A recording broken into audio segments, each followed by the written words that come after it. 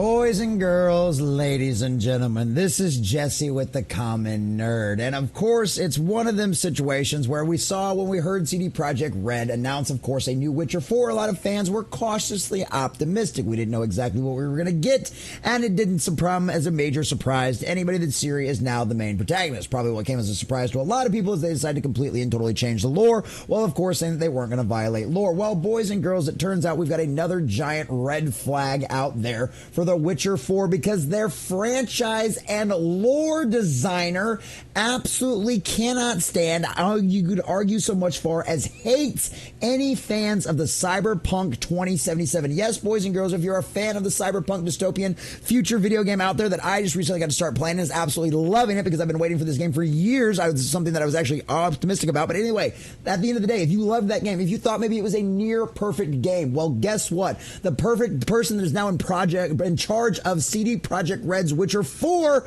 well, guess what? You're poisonous, you're depraved, you're unempathetic, and you're a predatory wanker, according to them. Boy, I'm sure that's going to bode really well for the future of Witcher 4. My only question is in my mind is when this former game journalist, magazine journalist out there, of course, bashed your entire fan base, CD Projekt Red, all of the people that were paying customers for your Cyberpunk game out there. Why, in any rational world, in any kind of actual rational mind out there, would you decide to hire them to be in charge of your Witcher 4 franchise? Well, considering some of the things we know that have been going on inside of CD Projekt Red as of late, it should probably come as no shock to anybody out there. But any Cyberpunk fan out there should absolutely have a serious issue with the person currently in charge with Witcher 4 completely and totally bashing another entire fan base inside of CD Projekt Red. And why they would hire somebody like this, I have a few ideas out there. And boys and girls, we're going to talk about what they just said and, of course, my own theories on this as well. Because as you can see over here from our dear sweet friends over there at fandompulse.substack and our dear sweet John F. Trent, CD Projekt Red franchise and lore designer for The Witcher 4 described Cyberpunk 2077 players as fascistic, unempathetic, and depraved, as well as poisonous and predatory wankers. Think we're just taking all of that out of context? Think we're just putting words in their mouth? Well, just wait, because we've got all of the entire breakdown of their full transcript of exactly what they said, completely and totally in context. And guess what? Putting it back in context, just like you probably expect out there, is not going to make this any better in any way, shape, or form. The Witcher 4, if it continues to go down this path going forward and continues to allow people like this that are completely and totally possessed by the spirit of the age, that are completely and totally insane, people that are down for the cult out there, if you continue to allow people like this to be put in charge of your project, I promise you one thing and one thing alone, that there is no doubt in my mind whatsoever that The Witcher 4 will absolutely turn into a disastrous dumpster fire for you, CD Projekt Red, and it will be your first example of what happens when you decide to concentrate on identity politics and what someone's beliefs are versus what their actual qualifications for giving you a good story and giving you a good game that functions. Do you really want another broken and buggy mess like you had on your hands with 2077? No, you don't. But as we've seen with Star Wars Outlaws, and if we've seen with other games, when you hire these kind of people that spout this kind of nonsense on social media, we know exactly what we're going to get, and we should expect no different from Witcher 4 until they prove us wrong. So we're going to check out this article. We're going to get into all of the juicy details of exactly what this Witcher 4 creator has now said about the Cyberpunk fan base out there. But before we do, if you do enjoy our content, hit that like button, share with all your friends, and subscribe or follow if you have not already, boys and girls, because we are grinding, we are growing, and I could not do that without every single one of you. Also, leave us a comment in the section down below. What do you think about all this? Does it surprise you in any way, shape, or form that somebody that used to work for thegamer.com absolutely hated and bashed all of the Cyberpunk fans out there that said that 2077 was a near perfect, if not perfect game? Does it boggle your mind with, like me, it does as well, that why would CD Projekt Red even hire somebody who literally bashed one of your games and bashed your player fan base out there? Let us know what you think about all this in the comment section down below, and we really would appreciate a subscription. We're really getting closer and closer to 800 over here on the gaming channel, and every single one of you absolutely would help out with us. Let's drive us past that 800. I could not do this without every single one of you. And if you'd like to also help support the channel, please check out the links links in the description as well. So from fandompulse.substack and our dear sweet John F. Trett, Cian Maher, CD Projekt Red's franchise and lore developer who is working on the upcoming The Witcher 4 game, previously called CD Projekt Red's playing customers fascistic, unempathetic, and depraved, as well as poisonous and predatory wankers. Maher, who has been working at CD Projekt Red since April 2023, previously worked at The Gamer from September 2020 through December 2021 as an associate editor and then lead features editor. Yes, boys and girls, thegamer.com. You know, that completely and totally unbiased video game website out there that doesn't actually take one side or the other, that are completely and totally honest with you? Yeah, I know. I could almost barely spew out all of that BS myself. Yes, the completely and totally down for the spirit of the age, possessed by the cult kind of nonsense out there. Yes, that gamer. And of course, now they work at CD Projekt Red in charge of Witcher 4. I'm sure that'll go over very well. Maher wrote an article published in December 2020 at The Game titled, "People who call Cyberpunk 2077 perfect are the people that Cyberpunk warns us against." Oh yes, you don't happen to like the fact that your version of the viewpoint on how a game and who their detractors are doesn't line up with the game itself. I know, the horror. As part of the article, he declared, "Well, I can recognize that CD Projekt Red's marketing of Cyberpunk 2070 leaned into the edgelord egos of a demographic that rhymes with Bencel." Oh, isn't he so clever? I wonder who he's referring to. The sheer volume of people who have exposed themselves as irredeemably malicious lowlifes over the past few months, and the past few days in particular, is not just disheartening, but legitimately frightening. I was always aware of the malevolent mob, although I never recognized its alarming number of proponents. Boy, how'd you take the election in 2024? Boy, I can't wonder what kind of mental breakdown you had that night when you realized over half the country completely and totally disagreed with your worldview. I know, the horror. And boy, I can't wait to see the horror on their face when The Witcher flops, when it's filled with all this kind of nonsense as well. After generalizing Cyberpunk 2077 players, he then pointed to specific examples and rightfully derided individuals who tried to trigger a seizure in former Game Informer writer Leon Rupert as deplorable. Now, obviously, of course, you shouldn't do this kind of thing. If somebody publicly says they have seizures and stuff like that, but at the end of the day, how do we know this isn't virtue signaling? Did they provide any receipts? I don't know. I wasn't reporting on this stuff at the time, so you guys let me know. Were there actually receipts provided for this, or is this just more gaslighting, what we've seen from a lot of the big Hollywood studios out there, where they go, well, I got all of these racist comments, and yet I got all these sexist comments, and yada, yada, yada, and then they never show up with their receipts? I don't know. But at the end of the day, it's one of them situations where they go on and they talk about all this. Needless to say, you shouldn't do this. If you know somebody's done that, that's mean, that's cruel. You could actually literally severely damage and harm somebody. I've had friends with seizures. Not cool, not funny, not a joke, boys and girls. So that's really all we need to cover and say about that. However, he then claimed Cyberpunk 2077 were harassing so-called trans people. Oh yes, another one of those protected classes. I wonder if they realize that by harassing trans writers who have rightfully and justifiably critiqued Cyberpunk's 2077 haphazard and sometimes harmful representation of trans people. Yeah, they literally had, like, what was it? Like it was like a be yourself ad or something like that, which of course CD Projekt Red bowed the knee and later removed, right, of course. But of course, the majority of people who actually bought their games weren't complaining about that in any way, shape, or form. But of course, they bowed the knee also because it was like one of those be yourself. And it literally had like a guy who was like in a woman's dress or something like that, like putting on female parts when it was clearly a dude. So I know, God forbid, all of that out there.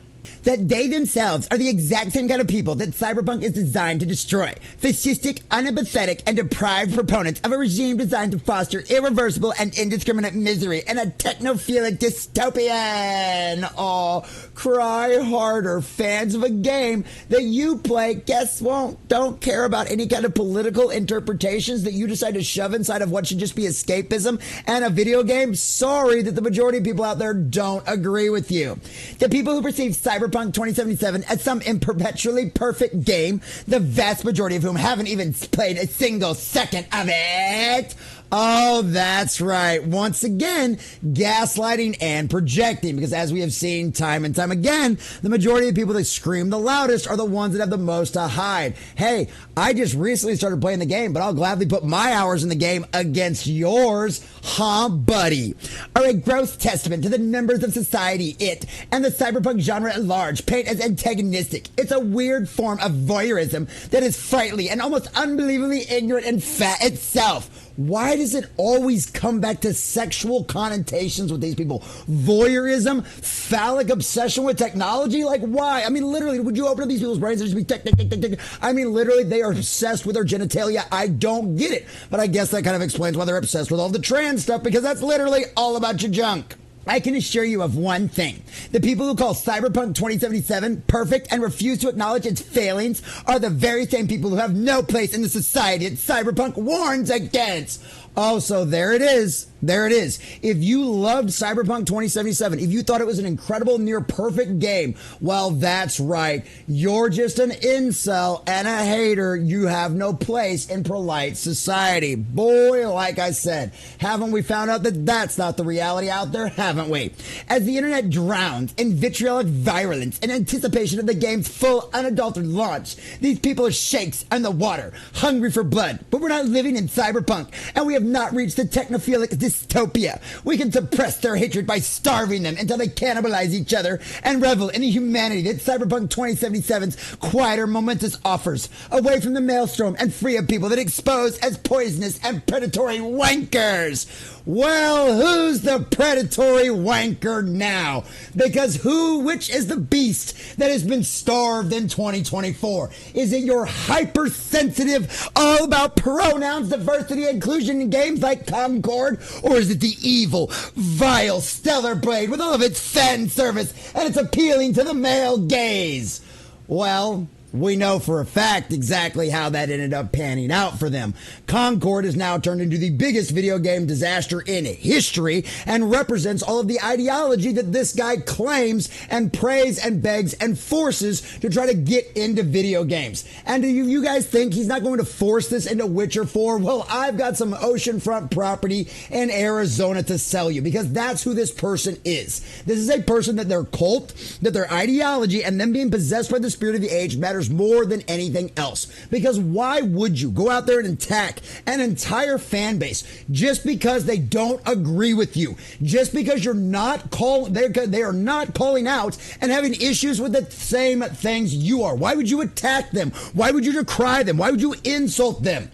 Because they're not part of your cult. And this is cult tactics. I hate to tell you, all of you Witcher fans out there who might have hated on me for calling these red flags out to begin with, but the people that are currently charged in making your Witcher 4 game are people like this. It's this person right here who cares more about their identity politics than what's happening in the game, because that's the thing. If you're not an ally to these people, you're an enemy. You can't simply agree to disagree. No, they have to insult you, they have to degrade you, they have to bash you, and they have to talk down to you and try to eliminate you and make you seem like you're insignificant and that the majority of people out there don't agree with you. Well, guess what? They have found out with the billions of dollars that the video game industry has lost over the few years, whether it be Concord, whether it be Star Wars Outlaws, whether it be every single project that Sweet Baby Inc. was involved with. Every single one of them have proven beyond a shadow of a doubt that the spirit of the age, this cult mentality of you have to agree with everything we say or you're a fascist, does not sell. I don't know how many times we need to keep teaching them this lesson, but clearly CD Projekt Red has not got the men meal from gamers. They clearly don't understand that this kind of nonsense, that this kind of capitulating to the activists in the cult do not equal out to sales. But guess what? They're going to find out very, very soon. Because with this kind of person in charge, there is no way that The Witcher 4 will not be anything more than hot, woke, garbage propaganda, just like everything else we have seen come out of people with this kind of mentality. And worse comes to worse. Here's the worst part about it. Any of you Cyberpunk fans out there, they have officially bashed, and you should have a sour taste in your mouth from The Witcher 4, because now CD Projekt Red has hired a person who insulted you, one of their customers, and called you an incel and a fascist. And now they've decided to take that same person that insulted their own customers. Now they put them in charge of Witcher 4. Boy, I wonder how that game's gonna go. We know exactly how that game's gonna go because we've seen this song and dance done a million times before.